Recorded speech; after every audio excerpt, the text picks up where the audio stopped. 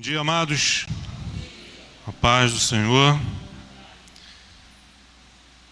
Espero que estejam na expectativa por que Deus tem para falar conosco nessa manhã, a cada culto, a cada celebração. Deus tem coisas para nos falar a cada dia. Temos acesso às Sagradas Escrituras, todos nós temos nossas Bíblias. E se Deus não está falando, é porque nós não estamos parando para ouvir. Abram a Bíblia de vocês em Atos capítulo 26. Vamos ver esse relato surpreendente, maravilhoso, desafiador, onde Lucas descreve, inspirado pelo Espírito Santo,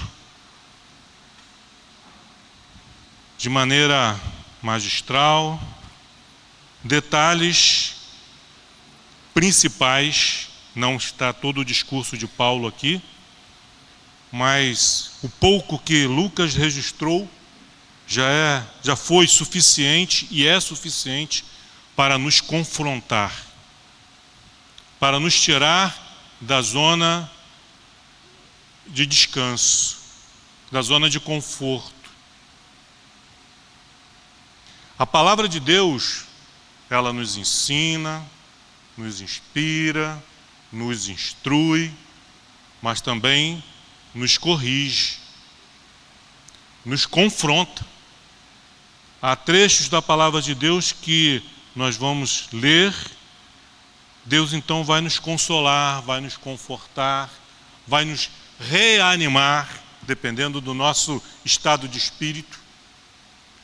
Mas também há momentos que a gente vai abrir a Bíblia e está tudo bem. Pelo menos achamos, pensamos assim, está tudo bem. E aí lemos, e aí somos confrontados com Deus e Deus mostra que não está nada bem. O apóstolo Paulo é de fato um homem surpreendente, admirável,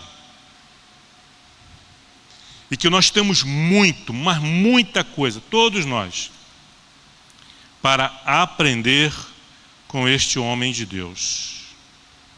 Vamos orar? Pai amado, Pai querido, louvado e bendito seja o Teu santo nome pela Tua palavra, que nos inspira, que nos instrui, que nos conduz, que nos corrige, que nos repreende, que nos exorta, que nos consola, mas que também nos constrange, Senhor. E que assim seja. Que eu consiga, Senhor, pela Tua graça e misericórdia, transmitir a Tua mensagem, Senhor, para que a Tua igreja também seja confrontada, desafiada, afrontada, instigada, animada, como eu fui,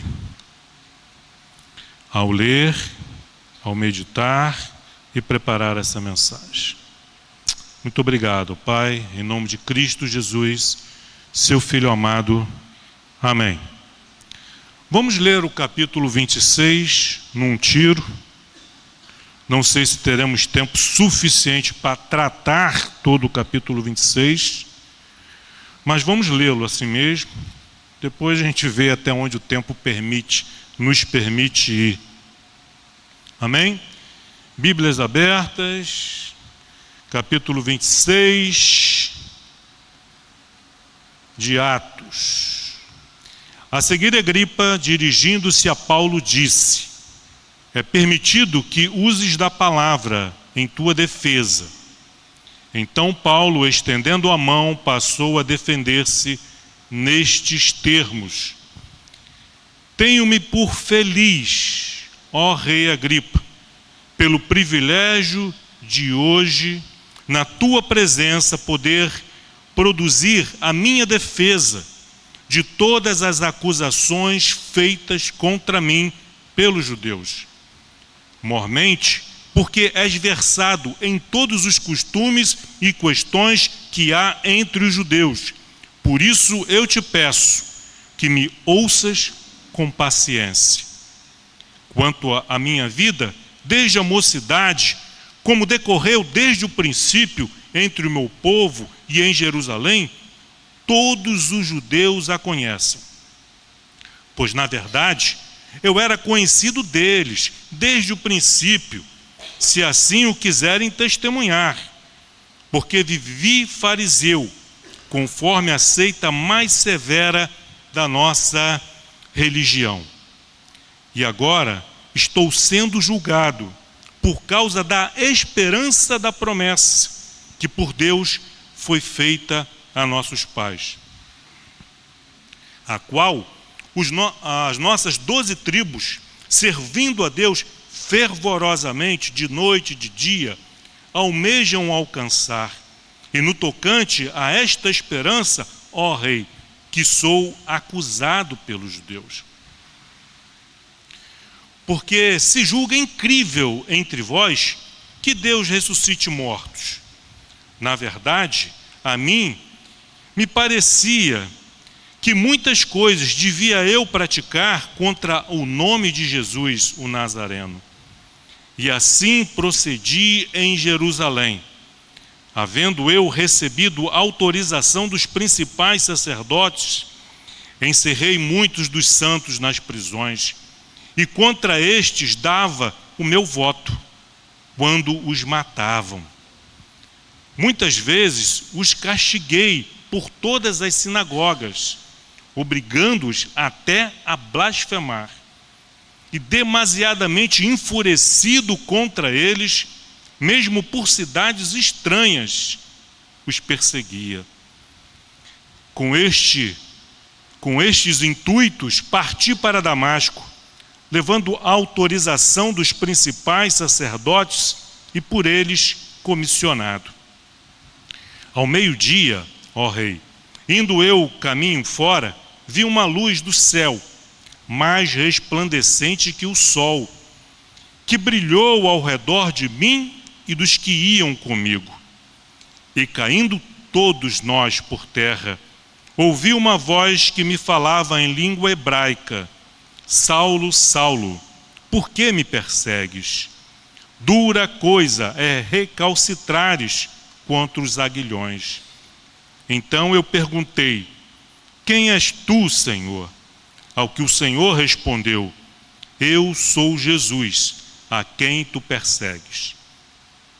Mas levanta-te e firma-te sobre teus pés, porque por isto te apareci, para te constituir ministro e testemunha, tanto das coisas em que me vistes, como aquelas pelas quais te aparecerei ainda, livrando-te do povo e dos gentios para os quais eu te envio, para lhes abrires os olhos e os converteres das trevas para a luz e da potestade de Satanás para Deus, a fim de que recebam eles remissão de pecados e herança entre os que são santificados pela fé em mim.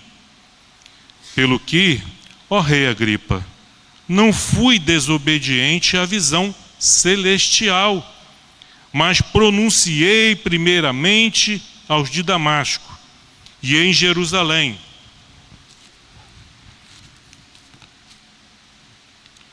por toda a região da Judéia, e aos gentios que se arrependessem e se convertessem a Deus, praticando obras dignas de arrependimento. Por causa disto, alguns judeus me prenderam, estando eu no templo, e tentaram matar-me. Mas, alcançando o socorro de Deus, permaneço até o dia de hoje, dando testemunho, tanto a pequenos como a grandes. Nada dizendo, senão o que os profetas e Moisés disseram haver de acontecer. Isto é o que Cristo devia padecer, e sendo o primeiro da ressurreição dos mortos, anunciaria a luz ao povo e os gentios. Até aqui, por enquanto, que a parte mais importante já foi lida. Queria pedir, por gentileza, que desligasse esse ventilador aqui, que a minha Bíblia não está parando quieta. Obrigado, João. Amém. Vamos ver o contexto aqui em que se dá a defesa do apóstolo Paulo. Como já vimos anteriormente, ele foi preso em Jerusalém. Pela graça e pela misericórdia de Deus, obteve o livramento, porque o desejo daquelas pessoas era de tirar a sua vida, de matá-lo. No entanto, Deus deu o livramento. Havia um plano por parte dos judeus de matá-lo, ainda em Jerusalém. Deus então concede um novo livramento, e ele é levado então para Cesareia, onde está preso há 2 anos. 2 anos. Já passou por 3 julgamentos. Nas 3 instâncias ele foi dado como um homem inocente, mas permaneceu preso. E agora ele tem a oportunidade de falar ao rei Agripa. Não porque o rei Agripa fosse um homem justo, bom, íntegro, e ele tinha a esperança de obter a sua liberdade. Porque esse rei Agripa, Herodes Agripa II, só para vocês terem uma ideia, ele é neto de Herodes o Grande, aquele que Lucas relata que mandou matar todos os meninos com menos de 2 anos na cidade de Belém. Ele é neto de Herodes o Grande. Ele é sobrinho de Herodes Antipas, o que mandou matar João Batista. E ele é filho de Herodes Agripa I, que matou o apóstolo Tiago. Então, por esse breve relatório aí, conhecimento a respeito do avô, do pai, do tio, mas Paulo, e é aí que eu digo que é um homem extraordinário, ele não está preocupado com a sua própria vida. E no versículo 2, não sei se isso chamou a atenção, ele começa o seu discurso de defesa dizendo: tenho-me por feliz. Foi preso, foi linchado, foi livrado da morte, está preso há 2 anos injustamente. O crime pelo qual ele está preso é de pregar a Jesus Cristo. Esse foi o crime que ele cometeu, pelo qual ele está sendo preso, pelo qual ele está sendo julgado. E ele não chega ali com vitimismo. Ele não chega diante do rei Agripa se fazendo de vítima, de coitadinho, de injustiçado. Ele diz que tenho-me por feliz, eu estou feliz por essa oportunidade. E nós vamos ver no contexto do seu discurso que ele não está feliz porque ele vê ali uma esperança de liberdade, a esperança de que a justiça seja feita. Não. Ele está feliz porque ele está tendo a oportunidade de pregar de Jesus Cristo, não somente para o rei Agripa. Capítulo 25, versículo 23. Vejam só, para quem ele está pregando. Agripa se apresentou ali com sua irmã Berenice, com grande pompa, tendo eles entrado na audiência juntamente com oficiais superiores. Esses oficiais superiores estavam ali presentes também. Homens eminentes da cidade. Então ali estava a nata de Cesareia, da corte do rei Agripa, a sua irmã Berenice, os oficiais superiores, os judeus, seus acusadores, estavam ali presentes também. Essa era o público, a plateia. para quem Paulo está tendo a oportunidade de se defender, entre aspas. Mas ele não vai se defender. Ele não vai perder tempo se defendendo. Ele vai aproveitar essa oportunidade para falar de Jesus, da transformação de vida, do homem mau, ímpio, injusto, que ele era, que cometeu pecados, cometeu crimes, mas ele não está sendo julgado por esses crimes do passado. Ele vai confessar aqui os crimes que ele cometeu. Ele não vai chegar aqui dizendo, ele poderia dizer, não, porque eu era fiel à lei, eu era um fariseu, eu jejuava, eu orava, eu cumpria a lei. Mas ele vai dizer, ele vai confessar os crimes que ele cometeu, as injustiças que ele cometeu, não contra criminosos, mas contra santos.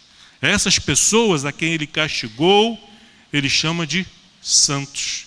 Então ele confessa, eu maltratei gente inocente, eu prendi gente inocente, eu açoitei, eu os fiz blasfemar, eu concordei com a morte deles.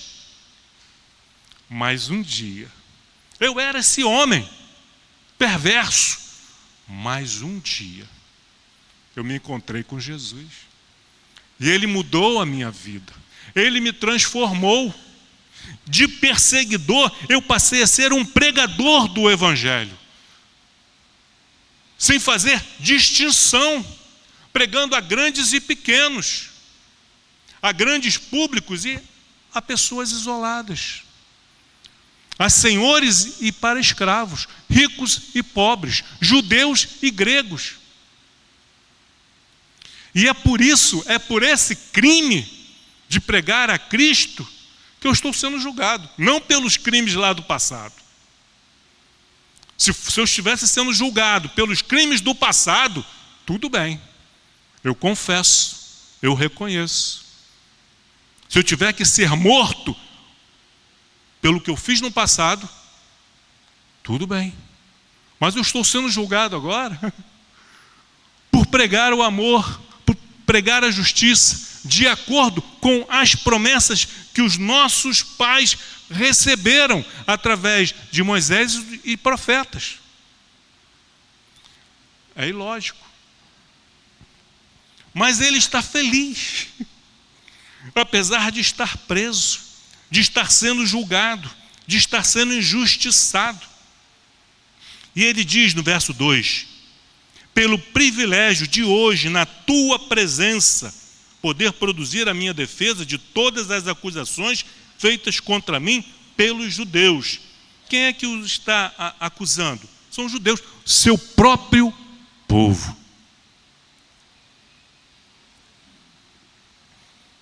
Ele não está sendo acusado por povos estranhos, mas pelo seu próprio povo.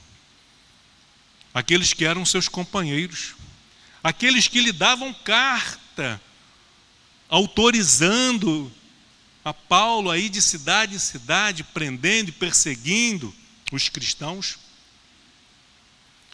Homens que ele diz aqui, eles me conhecem desde sempre, eu cresci no meio deles. Ganhei notoriedade no meio deles, e foi por esta razão que eles me incumbiram dessa missão. Eles me conhecem muito bem, e é esse meu povo que está me acusando. Por isso Jesus, falando aos seus discípulos, disse, vocês pensam que eu vim trazer paz? Eu não vim trazer paz, eu vim trazer espada. Porque os inimigos do homem serão os da sua própria casa. Se levantará pai contra filho, filho contra pai, sogra contra nora, irmão contra irmão. Mas ele prossegue. Então sinto-me feliz, privilegiado. Outros gostariam de estar na minha posição, preso, mas com essa oportunidade de testemunhar a respeito de Jesus. Principalmente, mormente, versículo 3, principalmente, porque és versado em todos os costumes e questões que há entre os judeus. O rei daquela região, ele deveria estudar a cultura, a religião, os costumes daquele povo sobre o qual ele iria reinar. Então ele era versado, era instruído em todos os costumes e questões que há entre os judeus. Por isso, eu te peço que me ouças com paciência. Ele dirigiu a palavra a quem? Ao rei Agripa. Guardem isso. Está falando para o rei Agripa, mas está falando em alto e bom tom para que todos ali presentes possam ouvir a preciosa mensagem que ele tem para transmitir.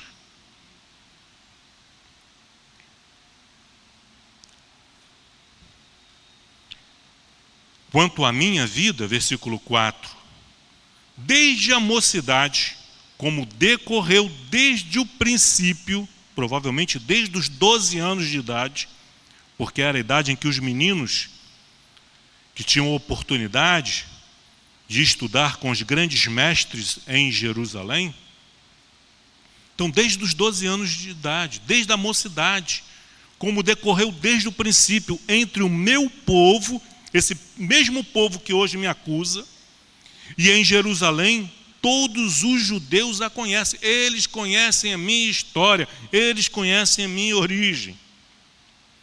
Versículo 5, pois na verdade eu era conhecido deles desde o princípio.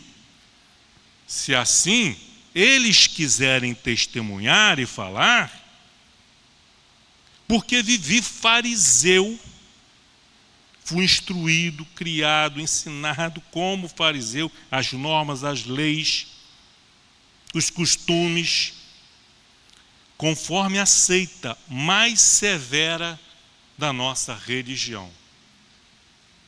Desde pequenininho sendo instruído a guardar a lei, os sábados, os cerimoniais, os rituais, a jejuar e orar, a decorar as Sagradas Escrituras, desde pequeno. Eles sabem disso.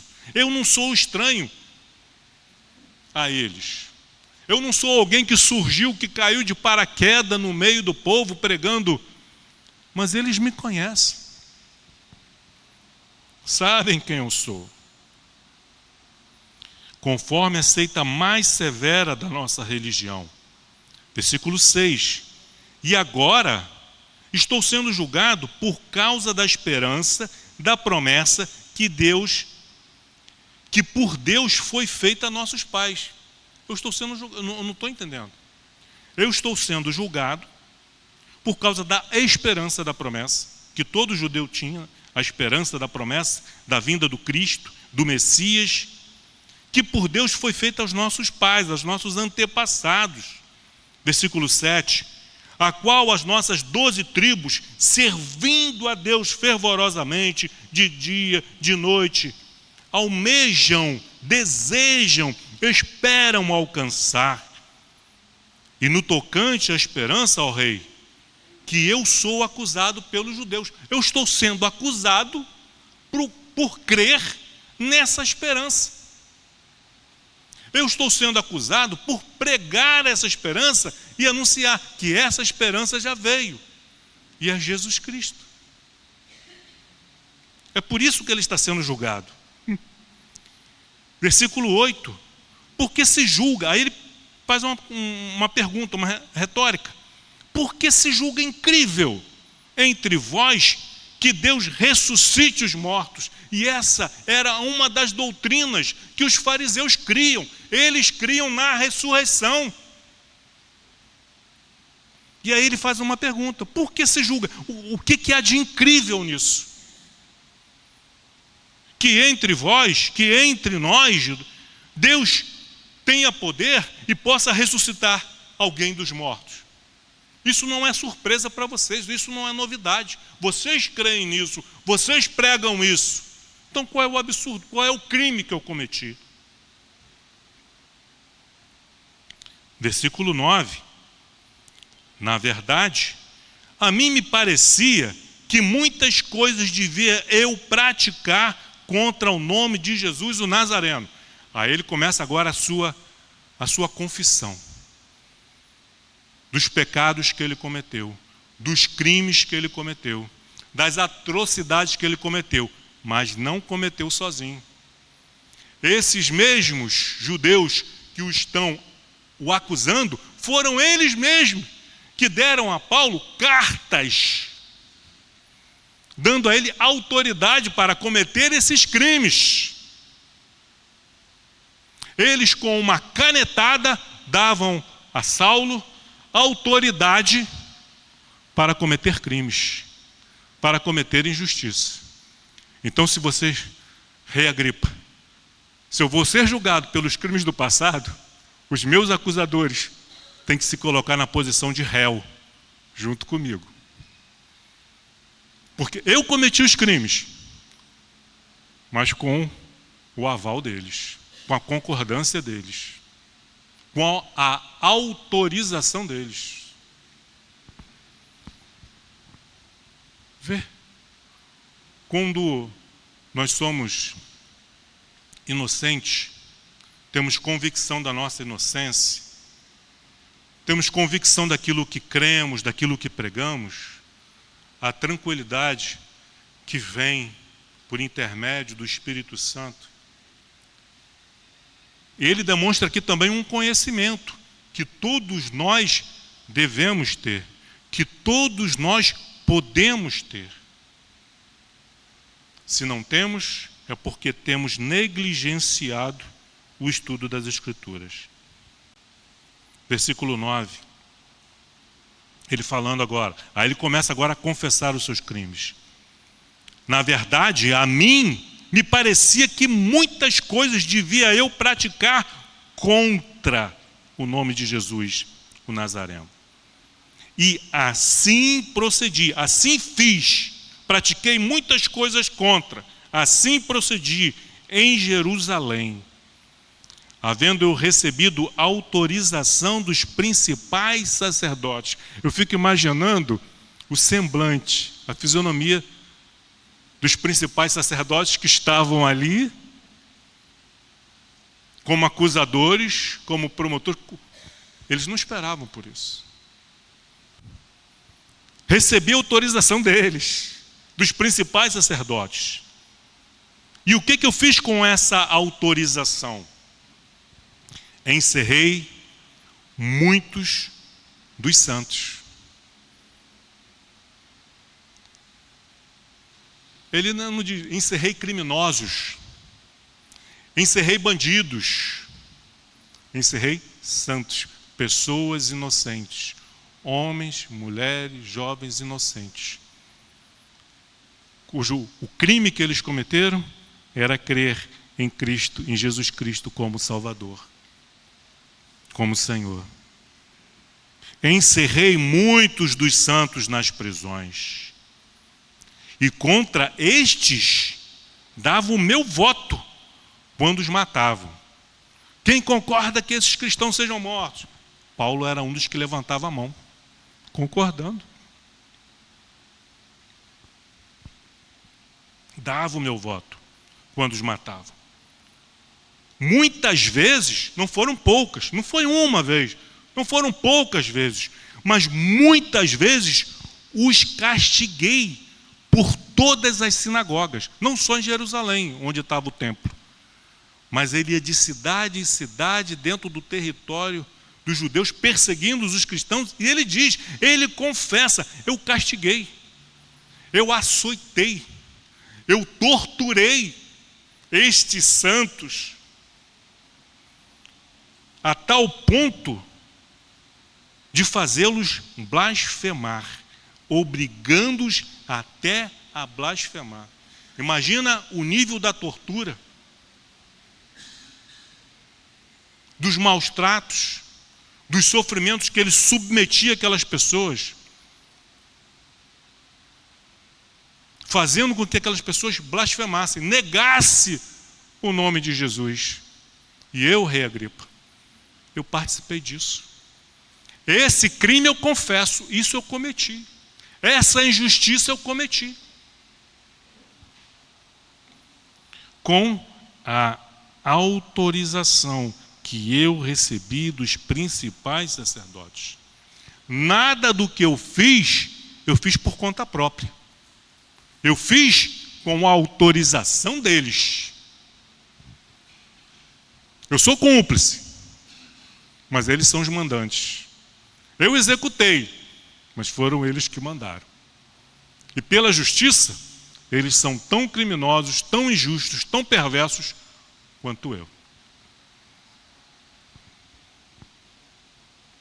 Muitas vezes, versículo 11 ainda, os castiguei por todas as sinagogas, obrigando-os até a blasfemar, e demasiadamente enfurecido contra eles, mesmo por cidades estranhas os perseguia. E estava demasiadamente enfurecido, que eu não me dei por satisfeito de perseguir os cristãos apenas dentro do território de Israel, mas até em cidades desconhecidas, até em cidades gregas. Eu ia, porque eu estava demasiadamente enfurecido. Eu estava cego pelo meu ódio. Na minha ignorância religiosa, os persegui, mesmo por cidades estranhas. Versículo 12. E com estes intuitos parti para Damasco. Ele chegou agora no dia da sua conversão. Com estes intuitos parti para Damasco, levando a autorização dos principais sacerdotes, e por eles comissionado. Eu não fui por conta própria. Eu fui escolhido dentre eles, porque eles me conheciam desde a juventude. Tinham confiança em mim. Sabiam que eu ia cumprir com as suas ordens, com as suas autorizações. E foi com estes intuitos. Que intuito? De prender, de torturar, de fazer cristãos blasfemarem, de matá-los. Foi com esse intuito que eu parti, que eu saí de Jerusalém e parti para Damasco, levando a autorização dos principais sacerdotes e por eles comissionado.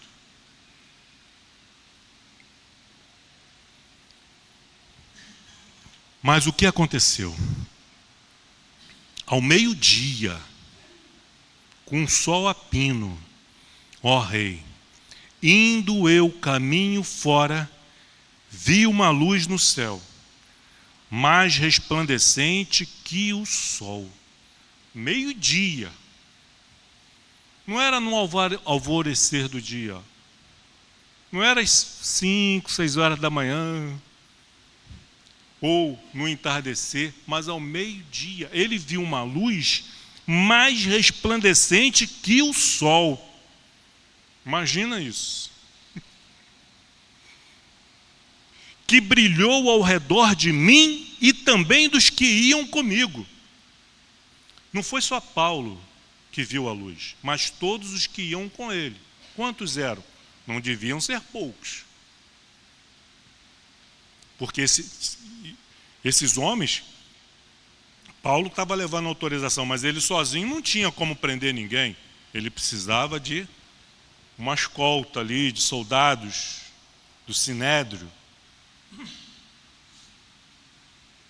Vi uma luz mais resplandecente que o sol, que brilhou ao redor de mim e dos todos que iam comigo. E caindo todos por terra, todos, não foi só eu que caí não, todos caíram. Esses homens fortes, soldados do Sinédrio. Os mesmos que estiveram lá no Getsêmani, que prenderam Jesus e o levou preso e o entregou aos romanos. Alguns deles estavam lá, faziam parte. Caindo todos por terra, ouvi uma voz que me falava em língua hebraica. Ouvi uma voz que me falava não em língua estranha, não em grego, não em latim, mas em língua hebraica, a língua oficial dos hebreus, a língua oficial dos judeus, que eles consideravam, e consideram ainda os mais radicais, como a língua dos anjos, que é falada nos céus, que é o idioma de Deus, falando em língua hebraica. E o que é essa voz que só Paulo ouviu? Todos viram a luz, mas só Paulo ouviu. Todos viam os milagres que Jesus realizava. Quando Jesus curava um enfermo, purificava um leproso, dava vista a um cego, libertava um endemoniado, curava um paralítico, todos viam, mas nem todos ouviam a voz de Deus.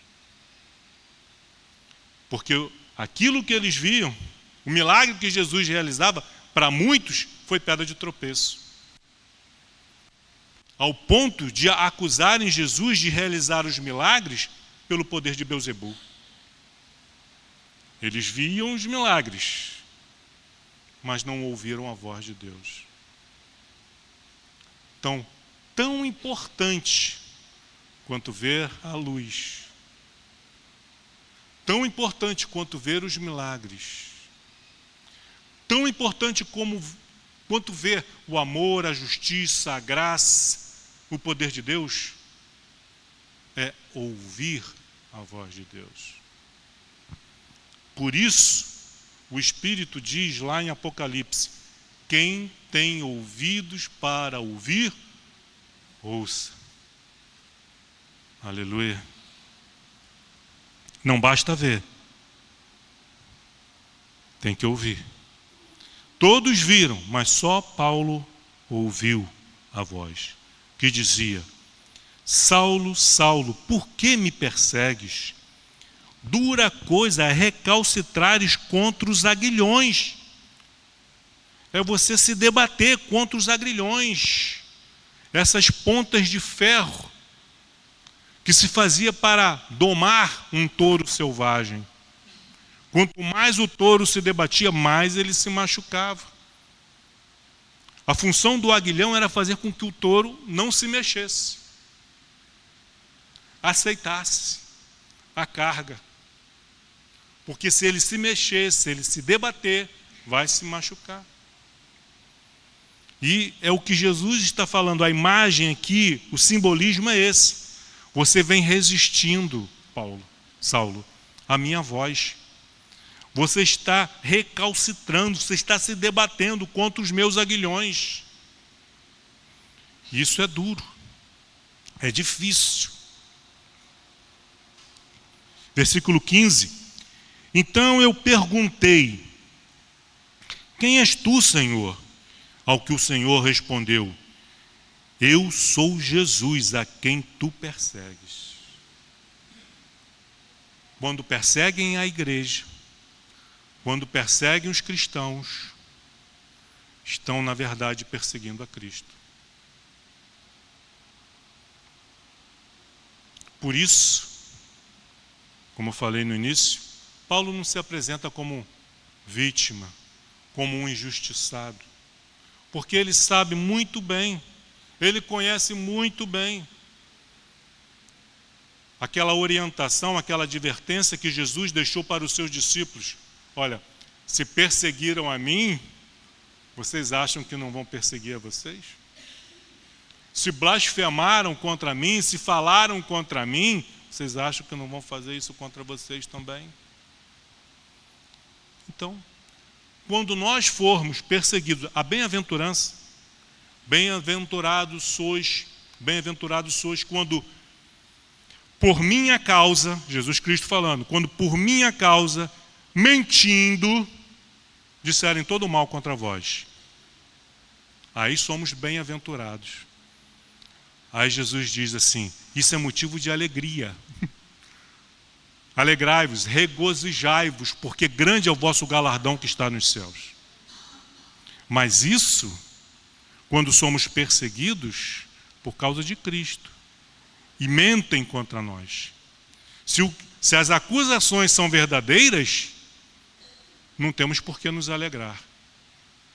Só temos pelo porquê nos envergonhar.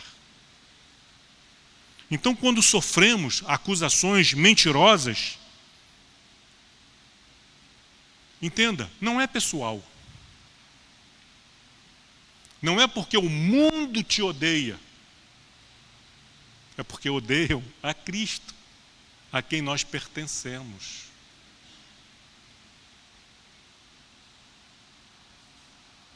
Eu sou Jesus a quem tu persegues. E Jesus prossegue falando, versículo 16. Mas levanta-te, firma-te sobre os teus pés. Porque por isto, olha só, porque por isto te apareci, para te constituir ministro e testemunha, tanto das coisas em que viste, como daquelas pelas quais te aparecerei ainda. Isso aqui é uma palavra de Jesus pessoal para Paulo, porque Jesus tinha um chamado especial para Paulo. Mas isso não significa que você e eu também não tenhamos o nosso chamado, que não há um porquê. Por que Deus te apareceu? Por que Jesus te escolheu? Por que Jesus te salvou? Por que Jesus perdoou os nossos pecados? Por quê? Para nos reunirmos aqui aos domingos e às quintas-feiras e participarmos de culto de louvor, de ensaio de coral, para ministrarmos louvor. Foi para isso? Pode ser também, mas não é só isso. Porque ser crente dentro da igreja é fácil, mas nós fomos comissionados e chamados para sermos testemunhas aonde? Eu vou testemunhar de Cristo para quem já é cristão? Se bem que tem muita gente precisando ouvir falar de Cristo dentro da igreja. Mas essa não é a nossa missão. É testemunhar para quem não ouviu, para quem não conhece o Cristo da Bíblia. Não é o Cristo da internet. Não é o Cristo aí do mundão. Para isso Deus, para isso Jesus, o Espírito Santo nos alcançou, queridos, para você e eu, para sermos ministros, cada qual dentro do seu ministério, do seu chamado, e sermos testemunhas, tanto daquilo que nós já vimos, aprendemos, lemos, ouvimos, como também das quais Ele ainda vai nos revelar. Mas Deus não revela coisas novas. Ele não passa, não tem aprovação automática no reino de Deus. Se nós não formos aprovados na primeira série, vamos repetir.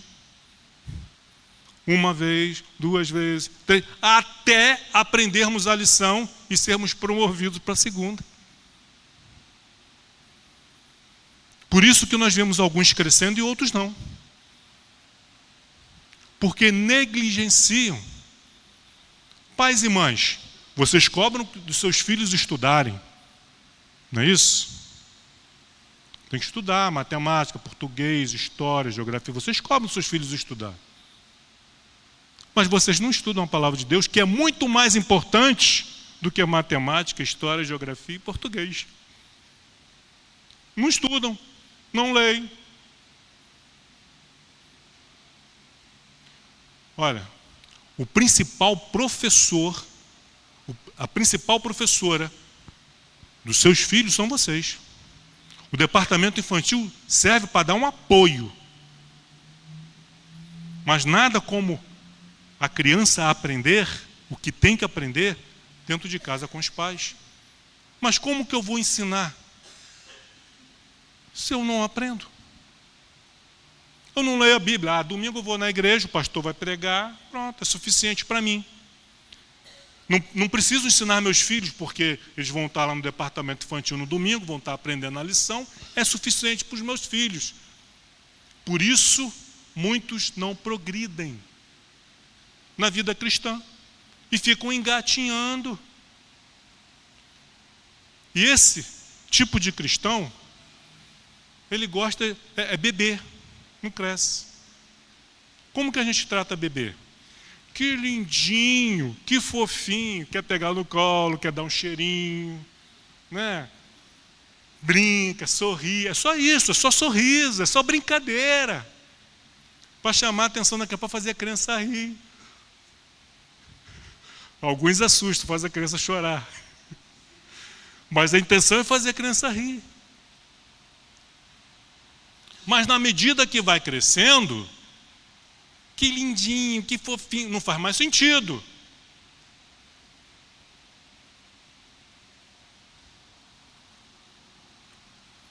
Para isso, eu te apareci. Para isso Jesus te apareceu, te alcançou, te resgatou. Para te me constituir ministro e testemunha. Mas vamos testemunhar o quê? Se nós não temos intimidade com a palavra de Deus, seu filho vai aprender matemática, estudando matemática uma vez por semana, 1 horinha por semana, vai aprender? Português, geografia, seja lá o que for, vai aprender? Estudando uma vez por semana, 1 horinha. Assistindo uma aula, não é nem lendo, assistindo uma aula de 1 hora por semana. Vai aprender? Mas eu acho que eu ouvindo uma mensagem de 1 hora, uma vez por semana, é suficiente. Nós gostamos de nos enganar. A verdade é essa. Eu te constituí, ministro e testemunha, tanto das coisas em que me viste, como daquelas pelas quais te aparecerei ainda, livrando-te do povo e dos gentios para os quais te envio. Eu vou te dar o livramento. Com que finalidade? Versículo 18. Com que finalidade você vai ser constituído ministro, testemunha, anunciando das coisas que você já aprendeu e das coisas que eu ainda vou te ensinar? Com que objetivo? Para lhes abrires os olhos, porque eles são cegos e não sabem. Pensam que têm o seu livramento, o seu pensamento livre. Eu sou livre, meus pensamentos são livres. Mentira. Para lhes abrires os olhos, para que vejam, para se converteres das trevas, para tirá-los, porque eles estão nas trevas, para transportá-los para a luz, para libertá-los, livrá-los das potestades, dos poderes de Satanás, para Deus, a fim de que recebam, assim eles receberão, quando tiverem seus olhos abertos, quando eles se converterem das trevas para a luz, quando eles forem libertos das potestades de Satanás para Deus, assim receberão a remissão dos seus pecados. Não antes disso. Não vamos inverter o processo. Não temos como ter a remissão dos nossos pecados enquanto permanecemos cegos, enquanto permanecemos nas trevas, enquanto permanecemos escravos de Satanás. Primeiro, a libertação, a remissão de pecados e de herança entre os que são santificados pela fé em mim. A salvação é um ato. Santificados, a santificação é um processo. A Bíblia nos chama de santos, mas ao mesmo tempo ela diz que nós não alcançamos ainda a santidade. É um processo.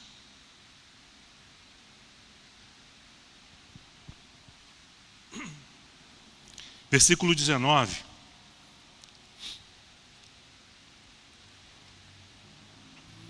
Pelo que, ó rei Agripa, não fui desobediente à visão celestial. Ele está falando para Agripa, mas para todos os que estão ali presentes. Não fui desobediente à visão celestial. Podemos falar o mesmo? Nós podemos falar? Eu não tenho sido desobediente à visão celestial. Eu não tenho sido desobediente à voz de Deus. Será que nós temos essa autoridade, essa convicção de poder chegar diante de um público ou do próprio Deus? Senhor, eu não sou desobediente à tua palavra. Podemos? É uma pergunta, um questionamento para a sua e para a minha meditação, para a meditação de todos nós. Versículo 20. Não fui desobediente, mas anunciei primeiramente aos de Damasco. Eu estava indo para lá para prendê-los, mas no meio do caminho encontrei-me com Cristo. E agora Damasco é a primeira cidade aonde ele vai dar o testemunho da sua conversão. Os cristãos de Damasco, que estavam com a espada no pescoço, agora estão ouvindo em primeira mão o testemunho de conversão de Saulo. Fui para Damasco, depois para Jerusalém, e também por toda a região da Judéia, e também aos gentios, aos outros povos, pregando o quê? Que se arrependessem e se convertessem a Deus, praticando obras dignas de arrependimento. Outro questionamento. A primeira pessoa a ser confrontada, quando nós estamos estudando a palavra de Deus, nos preparando para trazer para a igreja uma mensagem, a primeira pessoa a ser confrontada é o mensageiro. Então, esses questionamentos, essas perguntas, essas interrogações que eu estou fazendo para vocês, eu fiz para mim e continuo fazendo para mim. Região da Judéia, gentis, para que se arrependessem e se convertessem a Deus, praticando obras dignas de arrependimento. Arrependimento e conversão sem obras dignas de arrependimento não é arrependimento. As obras, os frutos, as obras de arrependimento são os frutos. Um pé de laranja que não dá laranja, você não tem como saber se aquela laranja é doce ou é azeda, se ela não produzir frutos. É pelos frutos que nós sabemos se houve arrependimento, se houve conversão ou não. Versículo 21. Por causa disto, de pregar, de ir de cidade em cidade, em toda a região da Judéia, os gentios, pregando arrependimento e conversão a Deus, que as pessoas abandonem o pecado, abandonem os ídolos, abandonem a feitiçaria, mas ao invés de praticar o mal, praticar o que é bom. É por causa disto. Alguns judeus me prenderam por causa disso, estando eu no templo, e tentaram matar-me. Quem deveria estar sendo julgado aqui não sou eu, mas eles, por tentarem me matar, sem ter sido eu julgado, sem ter sido condenado. Versículo 22, e aí a Deus toda a honra, toda a glória e todo o louvor. Mas alcançando o socorro de Deus, permaneço até o dia de hoje, dando testemunho, tanto a pequenos como grandes. Nós temos dado testemunho? Nós temos aproveitado as oportunidades? Para isso nós fomos chamados. Para isso nós fomos comissionados. Para isso fomos salvos, para dar testemunho de Jesus. Mas nós damos testemunho de Jesus? Nós falamos de Jesus? E aí por isso que no início eu falei que Paulo é um homem extraordinário. Eu não tenho como me comparar a Paulo. Eu sou pastor. Grande coisa eu ser pastor, se eu não falo de Cristo, em todas as oportunidades que eu tenho. Pneu do carro furou, parei no borracheiro. Opa, oportunidade para falar de Jesus para o borracheiro. Se for irmão, glória a Deus, aleluia. Se não for, ele vai ouvir falar de Jesus enquanto conserto o pneu do meu carro.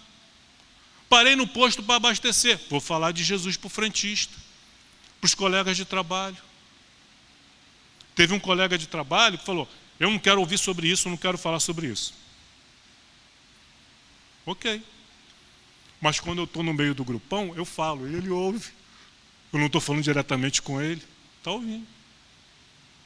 Aí sexta-feira eu estava me despedindo, desejando bom fim de semana para todos e tal, coisa e tal. Ele, vai com Deus. Quê?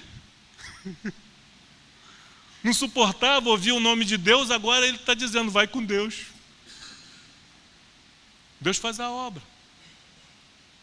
Mas o porquê que eu falo do constrangimento, queridos? Nós temos que nós temos que nos debruçar na palavra de Deus, na nossa casa, no nosso devocional, na expectativa de aprender, de ser instruído, de ser orientado, de ser corrigido, mas também de ser constrangido, de ser desafiado, de ser confrontado. A leitura, a pregação, ela tem que nos confrontar, mostrar os nossos erros. Nós temos que sair daqui, terminar um período de devocional, de leitura, de oração, ou depois de um culto, nós temos que sair daqui desafiados a sermos melhores cristãos. Quanta gente! Eu tive a oportunidade só nessa semana de falar de Jesus e não falei. E acredito que você também não. Está passando as compras lá no caixa do supermercado. Fala de Jesus. Bom dia. Vai falando ali, vai conversando. Se despediu. Jesus te abençoe. Não tem oportunidade de falar muito? Jesus te abençoe. Não perca a oportunidade, quer seja grandes ou pequenos. Vou ser rejeitado, como eu fui. Não é pessoal, não levei para o pessoal. É alguém que precisa da misericórdia e da graça de Deus. Não leve para o pessoal quando você for rejeitado. Porque não é a nós que estão rejeitando, mas é Jesus. Dando testemunho, tanto a pequenos como grandes. Nada dizendo, senão o que os profetas Moisés disseram haver de acontecer. Eu não acrescentei nada. A minha pregação se baseava nos profetas e em Moisés. A nossa pregação tem que se basear na palavra de Deus, na Bíblia. O que os profetas e Moisés disseram haver acontecer, isto é, que o Cristo devia padecer e, sendo o primeiro da ressurreição dos mortos, anunciaria a luz ao povo e aos gentios. Glória a Deus. A pregação de Paulo está em concordância com os profetas e Moisés, a quem os fariseus dizem crer. Versículo 24. Dizendo ele estas coisas, em sua defesa, Festo o interrompeu. Olha só. Ele está falando, quem é a autoridade máxima ali naquela corte, naquele momento? Quem é? Rei Agripa. Ele está falando para o rei Agripa. Festo já teve a sua oportunidade.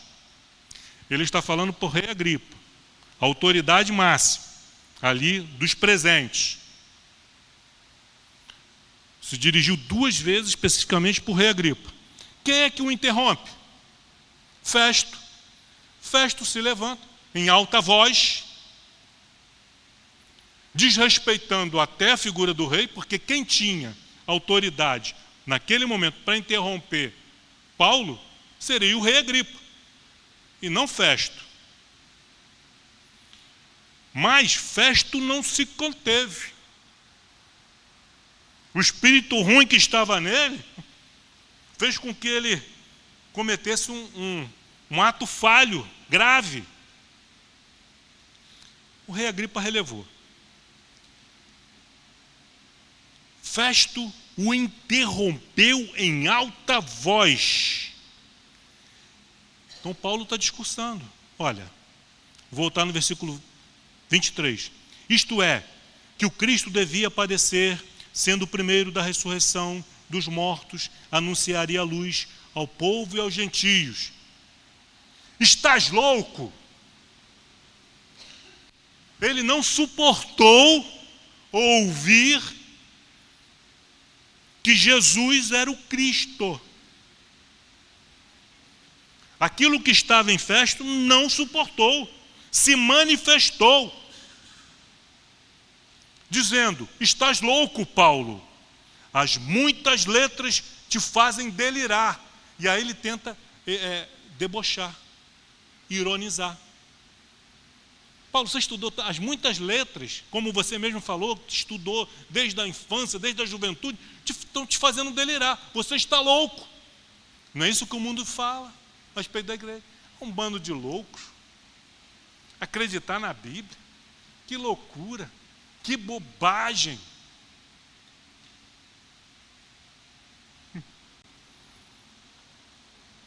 As muitas letras te fazem delirar. Você está falando bobagem. Versículo 25. Paulo, porém, respondeu. Ele não aceitou aquilo ali. Falou com respeito. Veja. Não estou louco, ó excelentíssimo Festo. Ele rebateu. Ele não aceitou aquela acusação de que ele estava louco. De que estava delirando. Não estou louco, ó excelentíssimo Festo. Pelo contrário, digo palavras de verdades e de bom senso. Quem é da verdade, ouve as minhas palavras, disse Jesus. O Evangelho não é loucura para os que se perdem.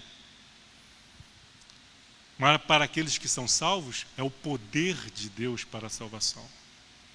Não é coisa de gente louca, não. É coisa de gente que tem bom senso. Gente inteligente, gente sábia.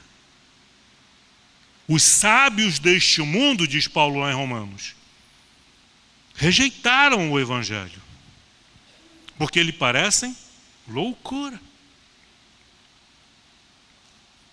Não estou louco, ó excelentíssimo Festo. Pelo contrário, digo palavras de verdade e bom senso, porque tudo isto é do conhecimento do rei. Quem é o rei ali?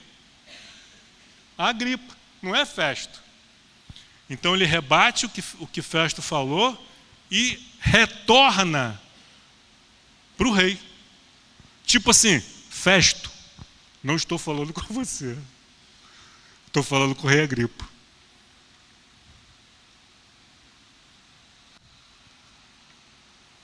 Digo palavras de verdade e bom senso, porque tudo isto é conhecimento do rei.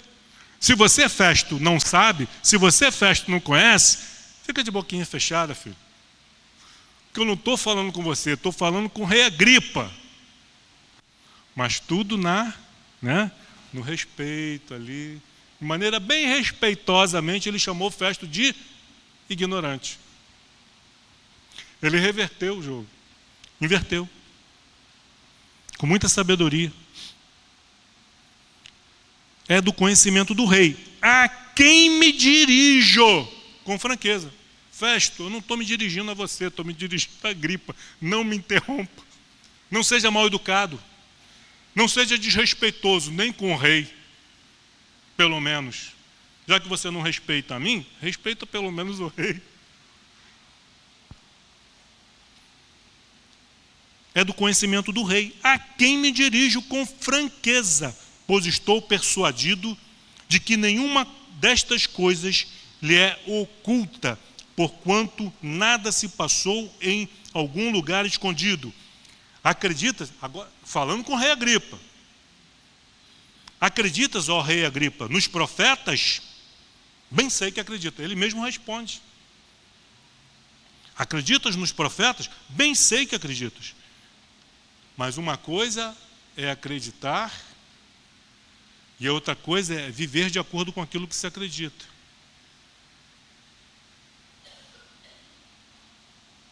Acreditas nos profetas? Bem sei que acreditas. Então, aí ele já respondeu. Então, agora sim, Agripa se dirigiu a Paulo e disse: por pouco me persuades a me fazer cristão. Fausto interrompeu. Fausto atrapalhou. Cuidado com os Faustos. Cuidado com os Faustos que interrompem esse processo de conversão na sua vida. Que você não seja como Agripa e fique no quase. No quase. Não fique no quase. Não dê ouvidos aos Faustos, mas aos Paulos.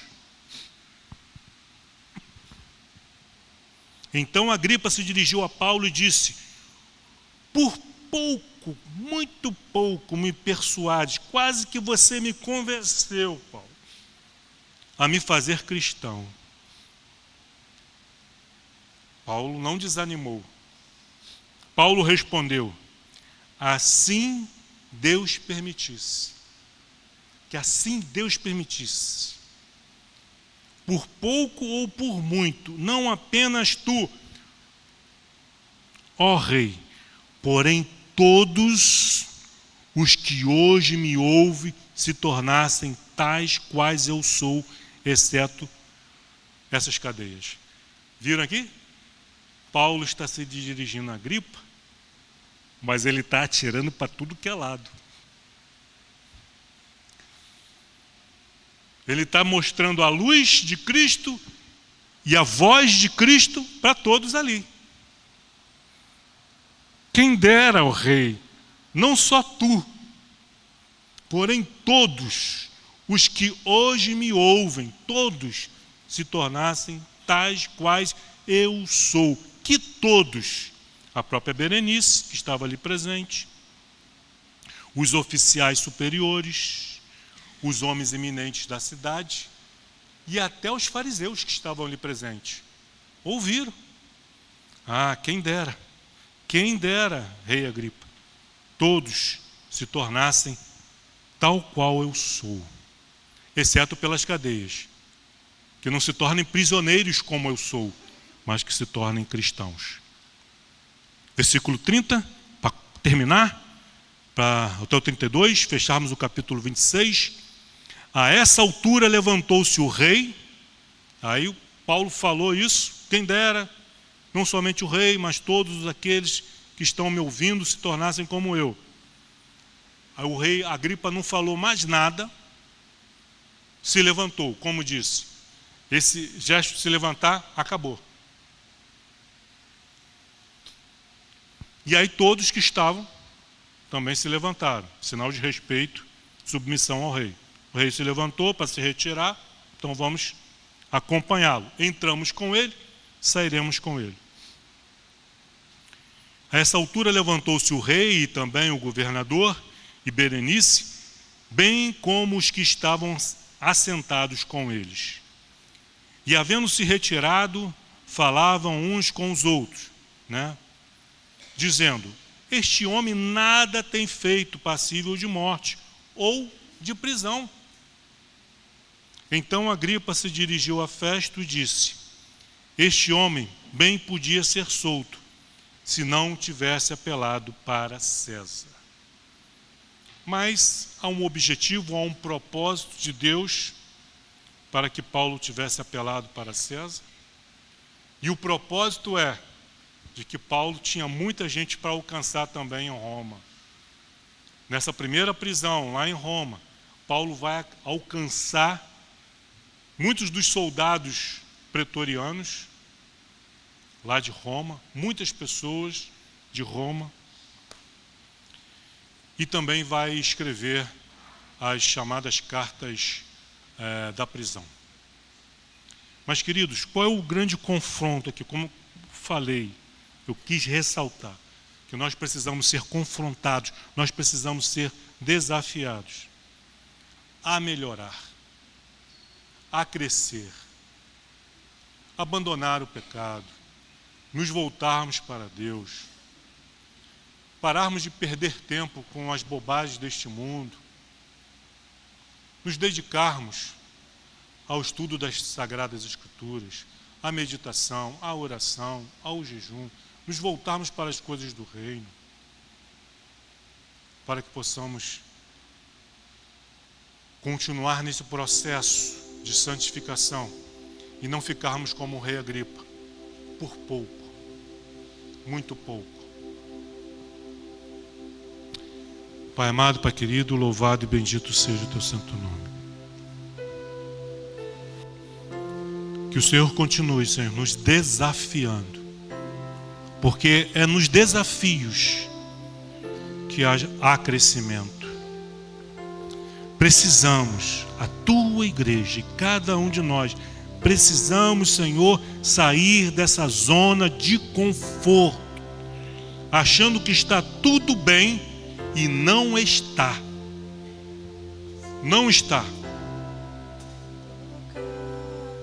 Por melhor que esteja a nossa vida, com certeza, Pai, há coisas em que podemos melhorar, há coisas que precisamos abandonar.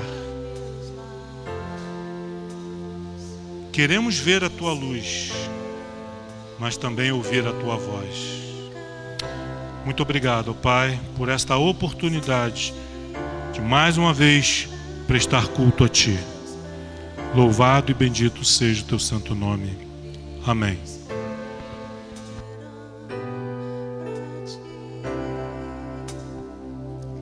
Se o Senhor tocar meu coração, eu serei totalmente teu, totalmente teu. Se o Senhor tocar meus olhos, eu verei a tua face. Se o Senhor tocar meus lábios,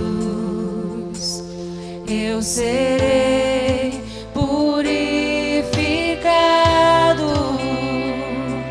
Se o Senhor tocar meus pés, eles correrão pra Ti. Se o Senhor tocar meu coração, eu serei totalmente teu, totalmente teu. Eu jamais serei o mesmo. Você pode dizer isso? Eu jamais serei o mesmo. Eu jamais serei o mesmo quando Teu amor tocar em mim. Eu jamais serei. Eu jamais serei o mesmo. Eu jamais serei o mesmo.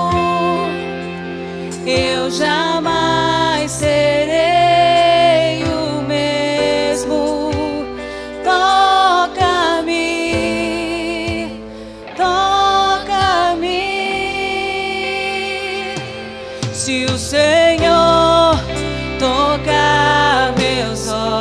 Você pode cantar isso? Eu verei a tua face, se o Senhor tocar meus lábios, eu serei purificado. Se o Senhor tocar meus pés, eles correrão a ti. Se o Senhor tocar meu coração, eu serei totalmente teu, totalmente teu. Eu jamais serei o mesmo. Eu jamais serei o mesmo. Eu jamais serei o mesmo. Quando teu amor tocar em mim, eu jamais serei o mesmo. Eu jamais serei o mesmo. Eu jamais serei o mesmo. Toca-me, toca-me. Sonda o meu coração, vê se há em mim algum caminho mau. Guia-me por teus caminhos, tua palavra é lâmpada para os meus pés. Sonda os nossos corações, Senhor. Sonda o meu coração, vê se há em mim algum caminho mau. Me guia, Senhor. Guia-me por teus caminhos, tua palavra é lâmpada para os meus pés. Eu jamais serei o mesmo. Eu jamais serei. Eu jamais serei o mesmo. Toca-me,